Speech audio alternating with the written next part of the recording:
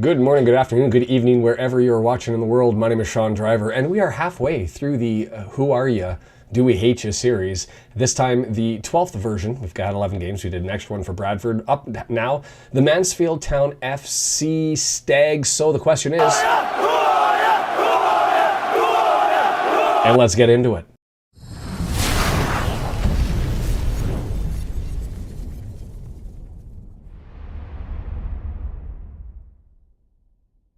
These Tuesday games, so much going on, coming in late, coming in hot, but it is what it is. As we just said, Mansfield Town FC, you'd hope Mansfield Town, they're from a town called Mansfield, and they are from Mansfield, Nottinghamshire, population 110,500. Field Mill Ground, also known for sponsorship reasons, is One Call Stadium. Opened before 1861, and so it comes with the title of being the oldest ground in the Football League. Now, there is some argument out there. Some say it's Bramall Lane. I'm not going to get into that debate. Doesn't really matter for our purposes, but if it's not the oldest, it's one of two. Capacity, 9,186 last year. Their average attendance, 6,696, which put them sixth in League Two. Distance away from the racecourse, 97 miles or 156 kilometers if you're hopping in the car for a trip. That's 2 hours and 5 minutes. Turnover, well, this was a weird one. They actually have some capital filings in the company house, but I could not, for the life of me, discern what the turnover was from the records that were there. So seems to be one of those ever-present sort of issues that teams seem to be able to get away with, or they elect not to share that information openly. I don't know if it's intentional. I don't know if it's unintentional. I don't know if it's just my incapacity to figure out the answer. Jumping into the history then, Mansfield Town, formed in 1897 as the Mansfield Wesleyans, which is made it a church-related amateur club. It eventually dropped its amateur tag. You can do the math. 1897 when created. That was well after 1861 when the Field Mill Ground started. So they weren't the first team there. They sort of had their amateur status, and they ended up, after 1910, losing their relationship to the church, becoming a non-amateur club, and away they went. They changed their name to Mansfield Town in 1910. Not the first club to have the name Mansfield Town, and actually not even the second who wanted to have the name Mansfield Town, but they've got it and have since 1910. So they moved to Field Mill after World War I. They failed in their bids to get elected to the Football League on an ongoing basis until 1931. And at that point, they were brought into the third division south of the EFL, replacing Newport County that wasn't re-elected that year. They've won some championships, third-tier champions in 1976-77, fourth-tier champions in 1974-75, fifth-tier conference champions 2012, 2013, and since the start of the club, they've had 4 other promotions through third and fourth place finishes. As for major cups, they have won the Associate Members Cup, which, as I understand, was the former name for the Football League trophy, and that happened in 86-87. I'm going to talk about the kit here.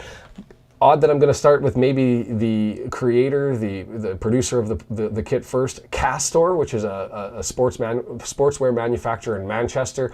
Have to admit that I'm a way bigger fan of the previous Sunridge sets than what Castor has been able to spit out this year in their first year. Traditional yellow and blue at home. Okay, that's fine. The new melon away, though, is that what we call that color? I don't know. Anyway, I don't know what that's about. Not part of their history. It's not that I have an issue with the color. It just doesn't seem to make any sense or have any relationship to the club. I don't get that. It's odd too, because I think the quality of them, at least looking through the photographs, it looks a little bit bush league compared to others, and compared to others that Castor makes. They've got kits from Aston Villa and Rangers, Bayer Leverkusen, and I don't have any issue with those ones. It just looks like Mansfield Town got kind of jobbed in the production. I don't like these jerseys. I like the yellow and blue one. Historically, that's a great one, but the other ones, I don't get it. Anyways, booking odds, 5th place at the start of the year was where Mansfield Town was expected to place. That puts them as a top 3rd club, and really they're, I guess, exactly where you'd expect them to be. 5th place. Still in the EFL Cup as the only League Two team still alive in the EFL Cup through to the round of 16. They're going to be taking on Port Vale in the next round after they took out Grimsby Town. They took out the championship cellar dwellers in Sheffield Wednesday in penalties. They've taken out League One Peterborough in pens after an extra time equalizer. In the EFL Trophy, they're in a group with Doncaster, Burton Albion, and Everton's U21, and they're yet to play. Probably a little bit, I think the word is leggy, and so maybe hopefully we can take advantage of that in the sense that they've had a lot of games coming and they've got a lot of games in the not too distant future. As far as the league goes, record 4 wins, 6 draws, and 0 losses. One of only 5 teams in the EFL, right from the top down to the bottom, who haven't lost a league competition game this season. Going through then and looking at their last 5 games, and something interesting looking at their games, that they've only played 2 teams that are near the top of the table when it comes to goals for, that being Crewe and Stockport.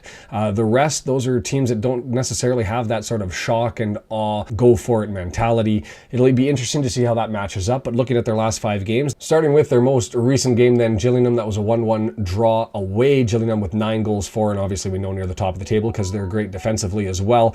They were a full goal behind in expected goals per 90 minutes, which is interesting because they were even in shots and they led in shots on target, led in possession, led in big chances. So I don't quite understand how that expected goals per 90 ends up not favoring Mansfield in that one. But in any event, it looks like it was a fair result. The coach intimated that that was the first game, and this was the interview he provided just before, just today actually, before the match with Wrexham, and intimated that that was the first game that they had where there was a mistake that led to a goal. And if that's true, that's fascinating, I think, because as we're well aware, there have been, you would expect there to be lots of mistakes, or at least a couple of mistakes that would lead to goals, but maybe they're just operating like a well-oiled machine. We shall see. Their second last game, that was a 1-0 win at home to Barrow. That's a team with 11 goals for, and that was a deserved result, not much to say. They led in possession by a lot, passes by nearly doubled, total shots and corners, and so that was clearly an appropriate win. Their third game, a 1-1 draw away to Colchester, who has 15 goals for.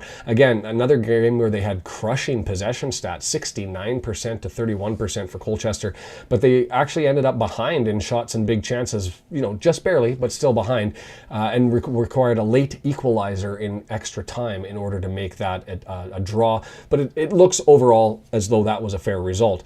The four games ago, that was against Accrington Stanley with their 14 goals for. It was a 3-0 win at home for Mansfield. Maybe a bit fortunate from the stats that it was 3-0. They were behind in possession, behind in total shots. They did have more of their shots on target, but it looks to be a fairly close to equal match, maybe a 1-0 win for Mansfield Town, but it looks like their style of play is take care of the back end and don't let anything bias, and hope that you're able to get one. And in that one against Accrington Stanley, they were able to get 3.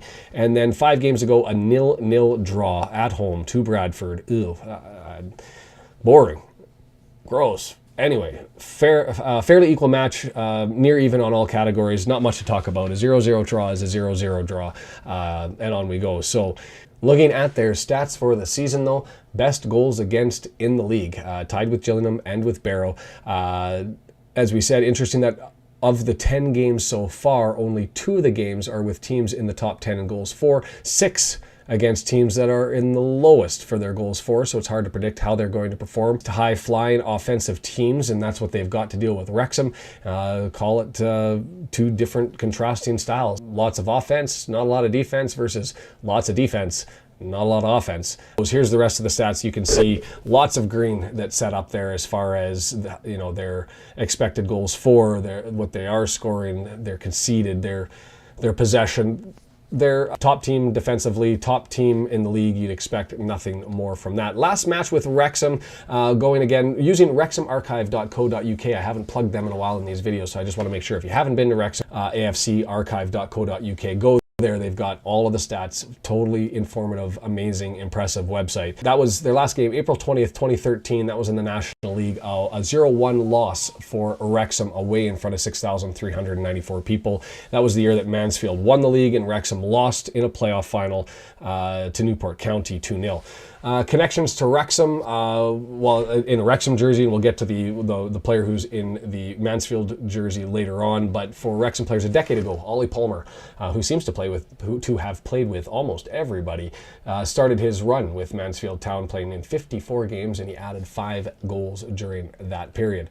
Last season performance, 8th place, heartache, 21 wins, 12 draws, 13 losses, 75 points, and 1 point out of the playoffs, 1 goal behind on goal difference to Salford City.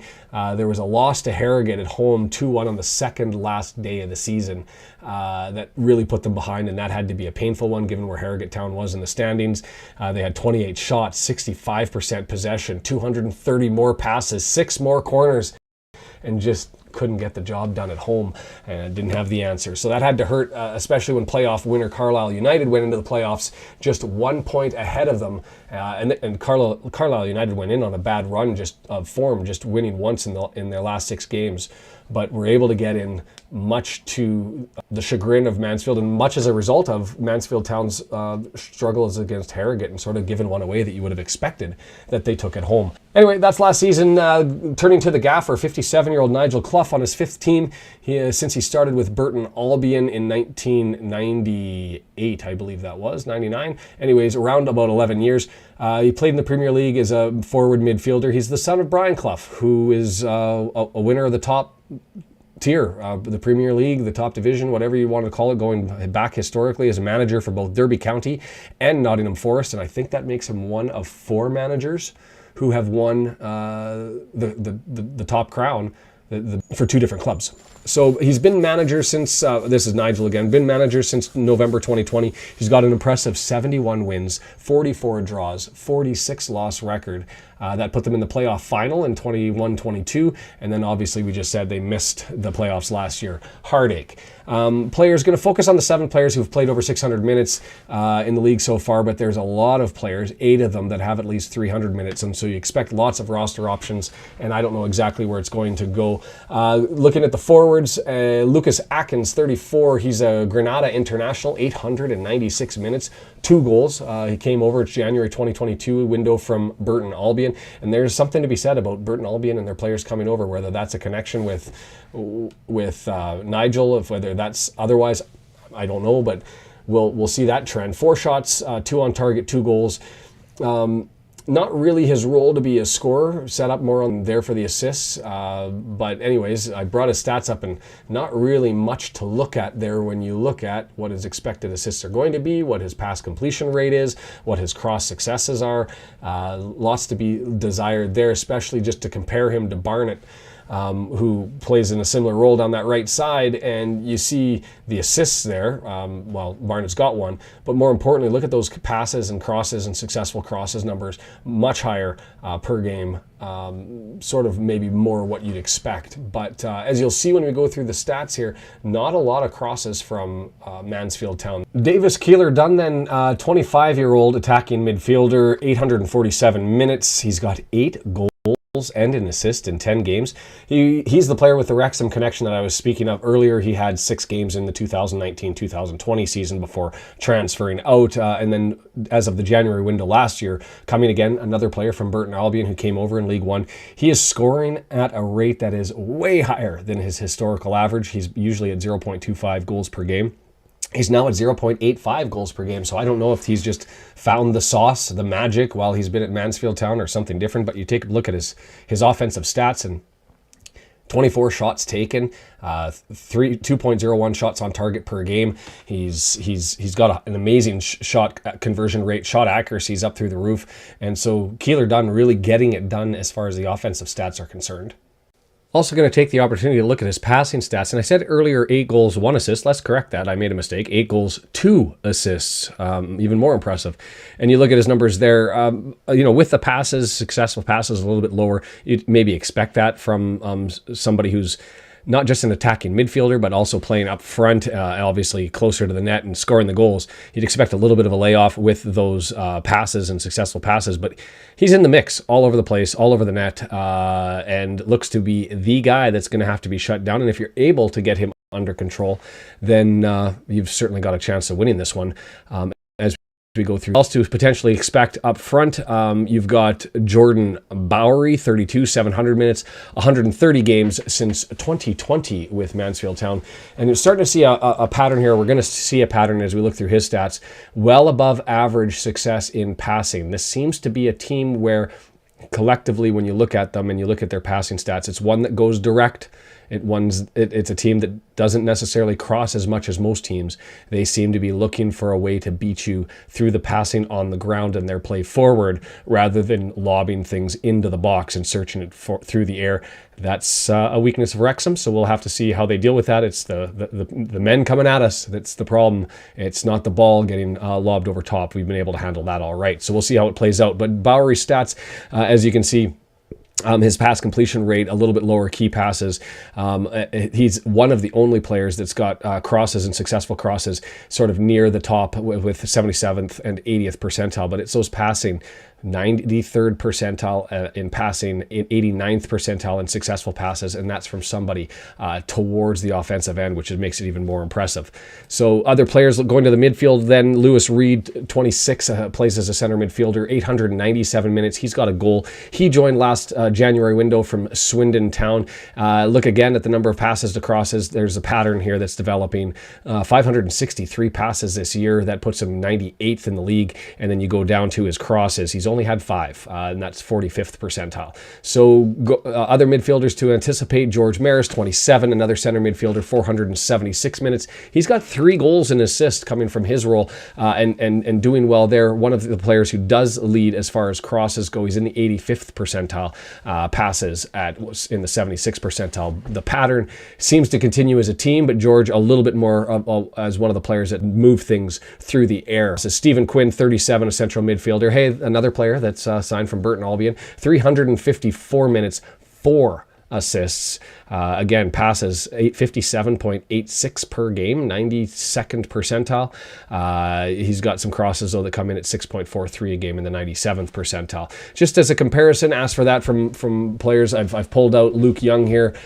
Just have a look at his crossing stats and what you can see there. 6.94 as far as crosses in a game. That's in the 98th percentile. Contrast that to the passes, 41.29 per game at 66th percentile. And to just draw another comparison with the ones that we went over, you've got Tom O'Connor, less crosses per 90 in his versions, 2.87 is his stat, 78th percentile, but his passing even a little bit higher than that, and this actually surprised me, is he's only 82nd percentile, as I remember Tom connecting when he has had his opportunities quite a lot through the middle of the field, but the fact that he's in the 82nd percentile, when you start looking at players like Quinn in the 92nd percentile, George Maris 76th percentile, and Lewis Reed at 98th percentile, that leads me to believe that, man, there's a lot of direct play through passes and interplay that happened through that midfield in Mansfield. Defenders, Aidan Flint, 34, center back, 841 minutes. He signed from Stoke City, where he'd been on loan to Sheffield Wednesday.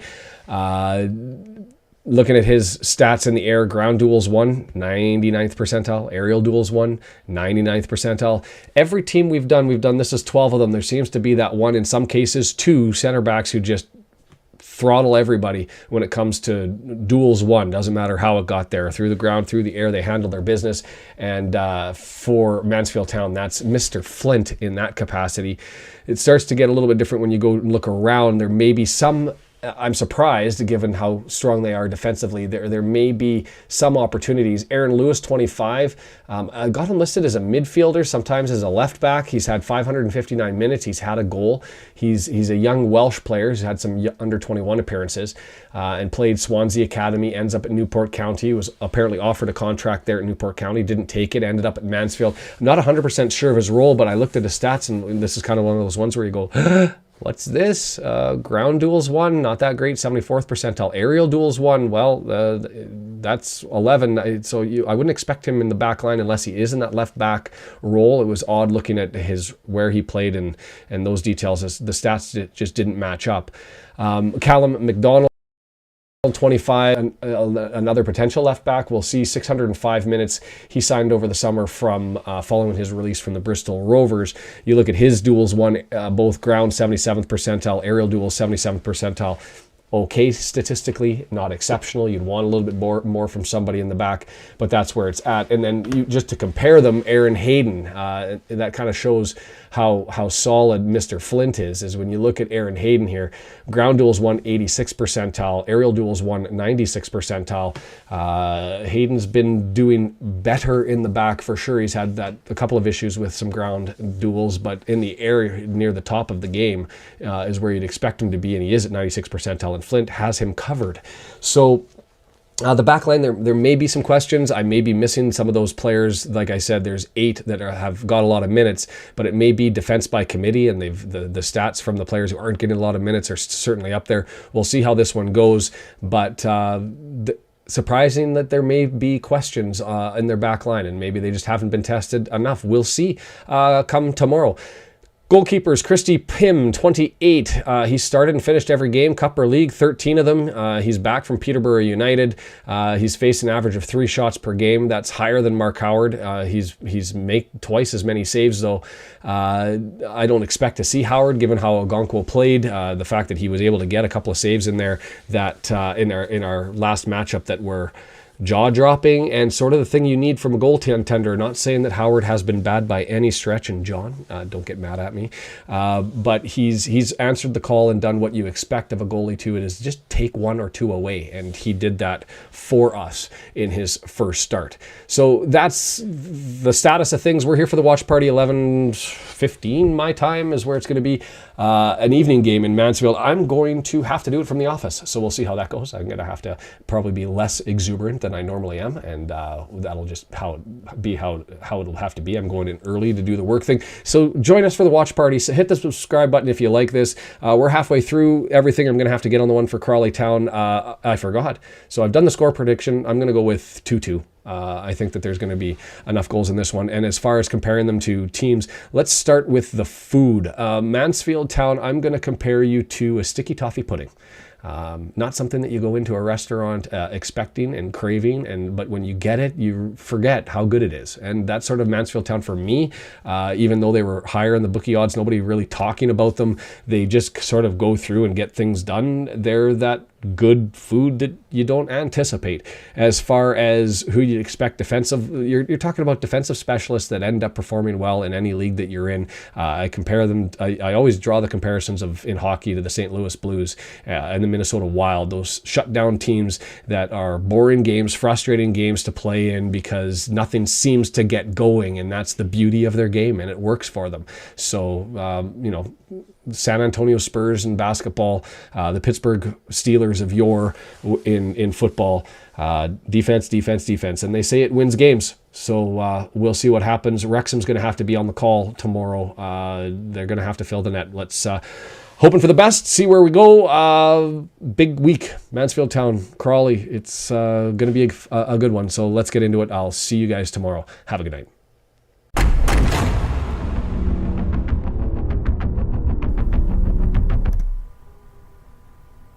Good morning, good afternoon, good evening, wherever you're watching in the world. I'm hoping that everything's working. It's a bit of chaos on my end trying to figure everything out. I'm actually going to have to go to YouTube on my computer and figure it out because I can't really see the chat right now, although it seems to be rolling. So I will go with that for now. Interesting lineup.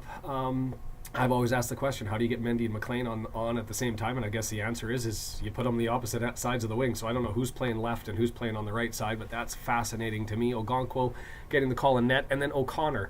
That is a brilliant decision and one that I couldn't come up with by myself, and so I've got to give credit to Parky on that one. I'm going to give credit to him because just if you listen to that, the statistics tend to say that Mansfield is a team that's going to end up being pretty direct, not a lot of crosses. And so putting in a defensive midfielder, whether that's Evans in the back, O'Connor's the one who gets the call, that seems to be a brilliant decision from my end. So I'm content. I'm happy. I don't know what you guys think about it, but it seems to be an appropriate answer for the team that we're up against. We're not that far away. No Mark Griffiths today. Couldn't make the trip. And so listening to somebody else going through. I'm in the office. Hopefully there's not knocks on the door and people screaming and yelling and all that sort of stuff. If there are, I apologize in advance, but obviously it is what it is.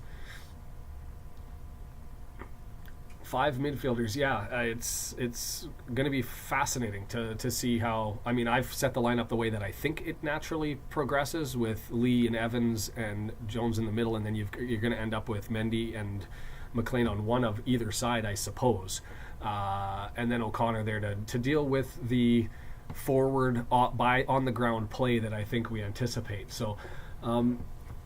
Excited to see so many familiar names. Obviously got a new one from Malaysia stopping by, so that's awesome as well. Add that to Indonesia and why do I want to say it was Bulgaria that we had last time? I'd have to check my notes. No tickers today because I haven't set them up on this desktop, and it is what it is. Mendy and I hope it's O'Connor, but if it is, I'll have to swap it around. It's going to be what it's going to be. I really have no idea. As far as Mansfield Town goes, what I found fascinating was they actually drew Maris in. So that's the 4 that I was hoping wouldn't get the start. All 4 are in. You're going to have Flint, you're going to have Lewis and Maris, and you're going to have Keller Dunn. That's about as good as you can get from their 4 big weapons. Statistically, obviously they've got other capable players, but it is what it is. If anybody's listening to iFollow, I'm getting their broadcasters cutting in and cutting out really bad. That really all I can hear is the singing continually. But I do hear Wrexham singing, so that's a good start. So I'm excited. It's an afternoon game. Going to be a busy week. Crawley Town, another massive game coming up on Saturday. The women's match on Sunday. Just keep on taking it over. All things Wrexham all the time. I've got no complaints about it. It gives me something to do over the lunch break. An extended lunch today, as it were. So, man, the audio is really bad for me. You guys have that same issue? Poland yesterday. That's who it was. I'm writing that down because I've lost the sheet of paper. Got cleaned up by mistake. The madness. Sorry for getting the video out late. Obviously, birthday party went amazingly well last night, and so that's awesome. So Poland, Indonesia last time, and Malaysia. Keep on ticking along.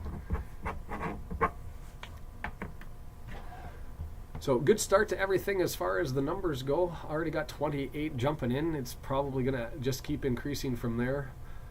I don't know how I'm going to follow along the chat here, because usually I'm able to see it on my screen relatively well, and that's not working for me today. It is what it is. I think I may have a solution to that. Let me just see if I can bring that up. Yeah, I can go to there, and that's a lot better.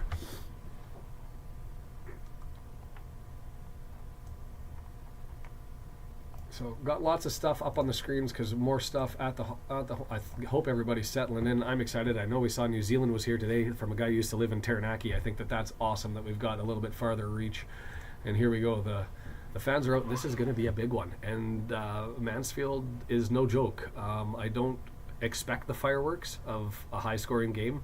I think this is going to be a game where we're looking at the back line and hoping that they don't step up. Yeah, 520 subscribers. It's nuts. It's crazy. It's amazing. I keep ticking through about, somewhere between 25 and 40 between any watch party that we do. I'd love for that to go again. So again, if you're new here, that subscriber button is right. Well, that's not where it is. It's down there, but you can increase that number right over there by hitting subscribe. That'd be awesome. The boys are in red today. Wanted to stay away from that away jersey for a game. Is that why we're wearing the home reds? Fascinating stuff.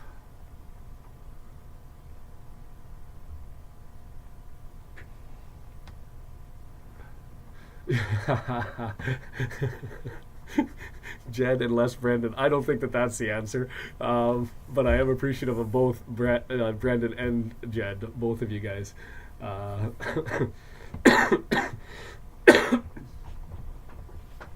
Andrew, that's what I thought. I looked at it and the numbers don't line up, but I was like, TOC's got to go in the back.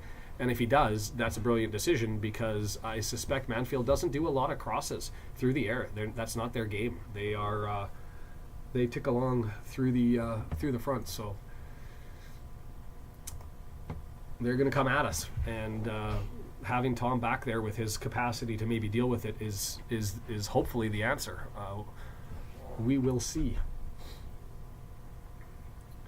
So a little bit of a different setup for me, so you're going to see my head on a swivel. I apologize in advance, and couldn't rock the jersey today. That would have been too much.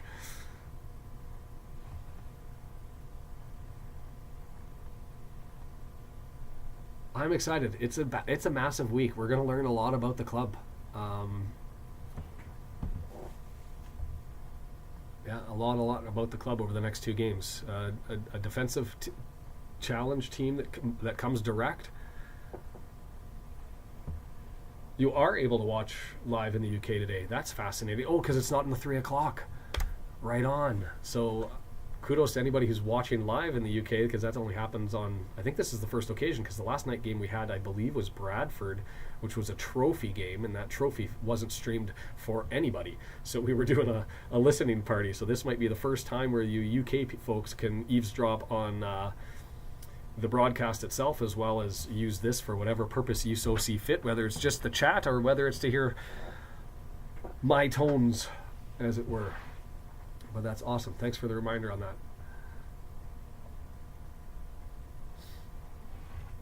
Late to the kickoff, but that's all right. Extend things.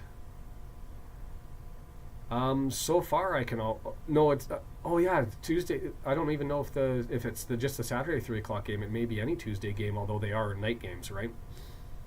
Probably doesn't apply in any event. Oh, got to get my clock ready, or I'm going to be chasing the time here. God, I love hearing that Wrexham from whatever it is with 1,000 people. I suspect I'm a little bit behind, but you guys will find out, because that's the whistle for me, and of course I get the log. All right, I'm gonna have to advance in a minute. We are underway.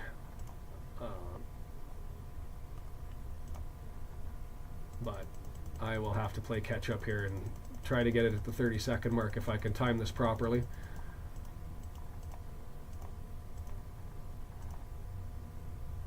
Let's see if I can time it and get things started.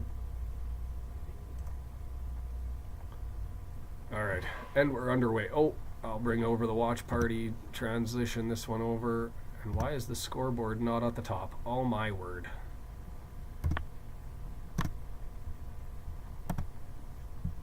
I've got tech issues all over the place.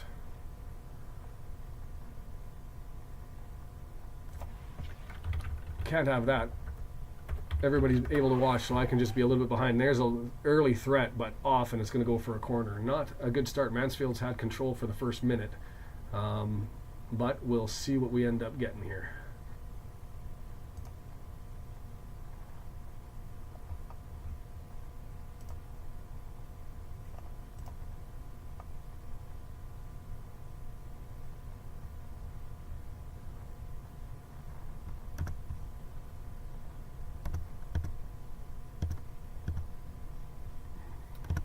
Up to the front, direct. Oh, nice little ball that didn't quite connect for them. That's dangerous.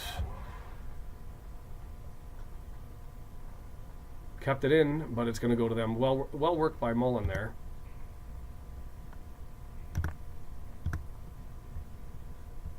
I'm trying to figure out where my clock went.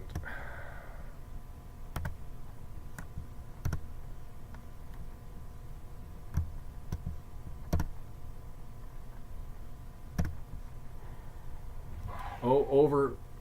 Good little header away, cleared for us. Good stuff, 2 minutes in, and we're back up, but my time is way off. That's all right. Little bit by little bit, we'll get this all caught up. Still, lots of in our possession activity to start with, and I'm not such a fan of that, but as long as we don't give anything away to start, we tend to be a little bit slow to get into the game, and that it just is what it is. There we go. Everything's back, refresh everything, and away we go.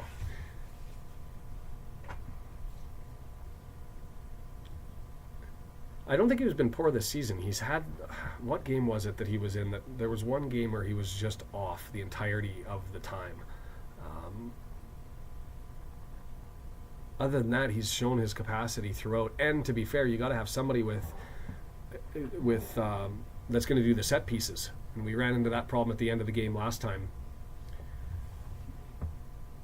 And so if it's not O'Connor, then it's got to be Luke Young, and I think O'Connor's better defensively on the ground if he's going to slide back into the back line. So we'll see another aerial cross. Okay, let's settle down with some possession here through McLean. No, he gets tackled away. Wow, that was impressive by them to just pick McLean's pocket. Headed away, but going to land to them. Over to the side. Mendy's able to clear, and let's turn it. Punch it away.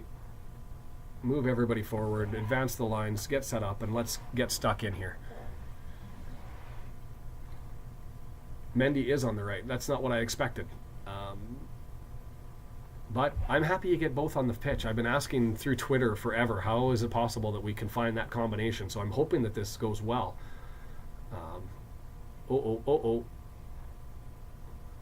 Fortunate bad clearance. Yikes. Fortunate bounce there, came off of a player, but then ended up being blocked and went right back to Keller Dunn, who's able to punch it through, but it was blocked out, and it's going to be a throw. And it's been 4 minutes now, and we haven't crossed the midfield stripe with possession of the ball. So the pendulum's got to swing, right, at some point.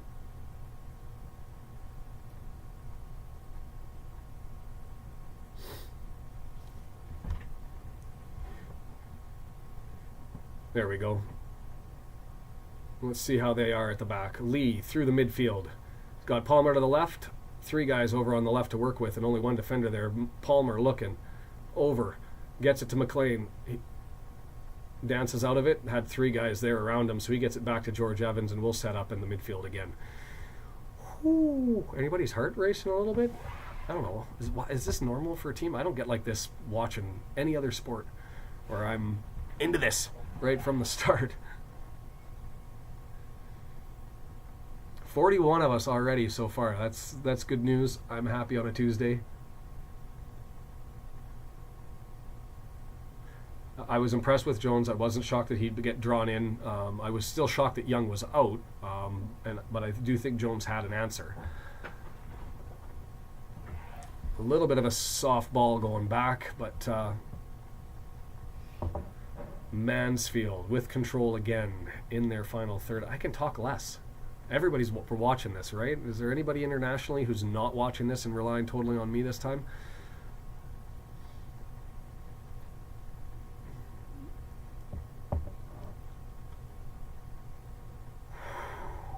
I'd like to get some more possession.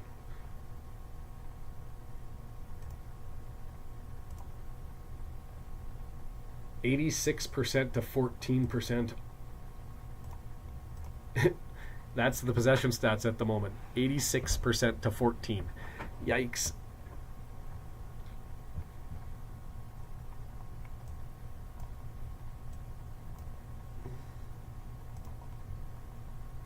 Lots for me to click because I'm not able to see the screen as I normally do here. And so my chat isn't something I can pick up, so I've got to pick it up elsewhere. Mendy, well done defensively. Well done, well done. And the free kick from earning it. Just that was the basketball move, blocking them out. Just set yourself, get position, and stand around. That's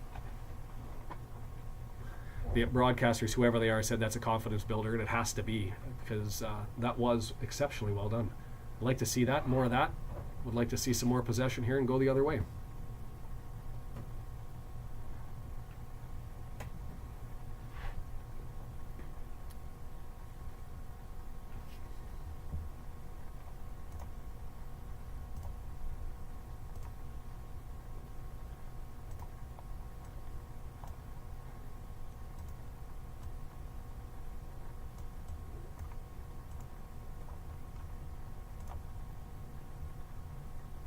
Early goals. AFC Wimbledon already up 1-0 on Harrogate. That was quick. I like this. Just ball at our feet for a little bit. Set it up. If you want to bring it back, bring it back. Find a body. There's Mullen. A little bit too far for him. Able to get it back. But that's all right. Let's search for something. Mark, his Twitter just said that he wasn't able to get out, and neither were the Crewe, so they're going to do their hot take that they do after their matches, after the game from Wrexham.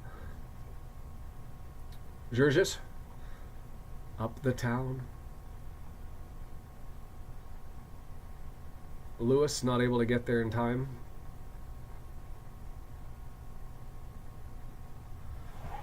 Oh, well, we've looked good defensively, and I guess that's the upside. I mean, but this did happen in previous games where we ended up falling apart as the game went on, right?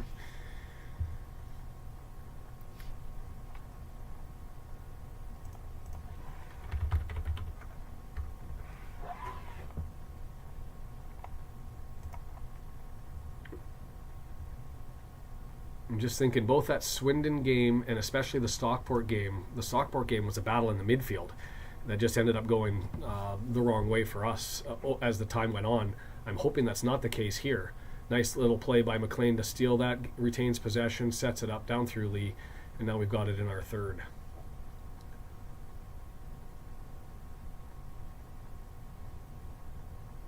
Scrappy.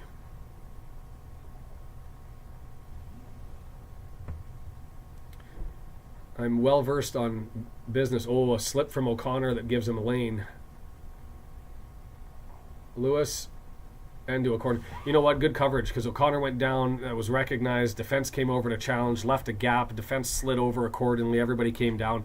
Not optimal in the circumstance, but that little bit of a whoopsie by O'Connor. Whew.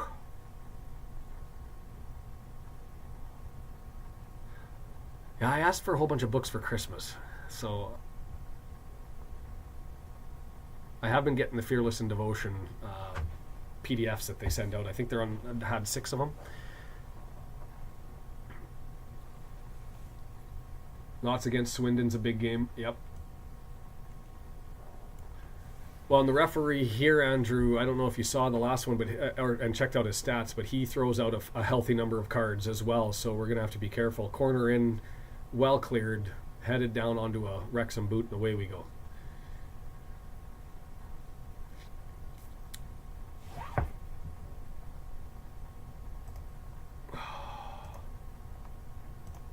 Well, we're up to 75% in possession. That's got to be an improvement, right? One would think. Too many shots, though. Mendy, Evans, Lee. Nobody left.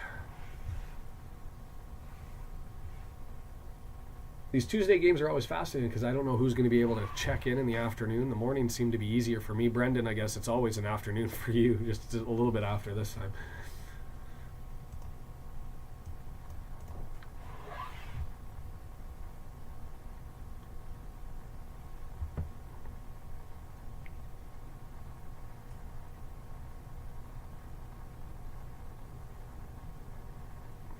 Just not able to find that interplay. Whoa.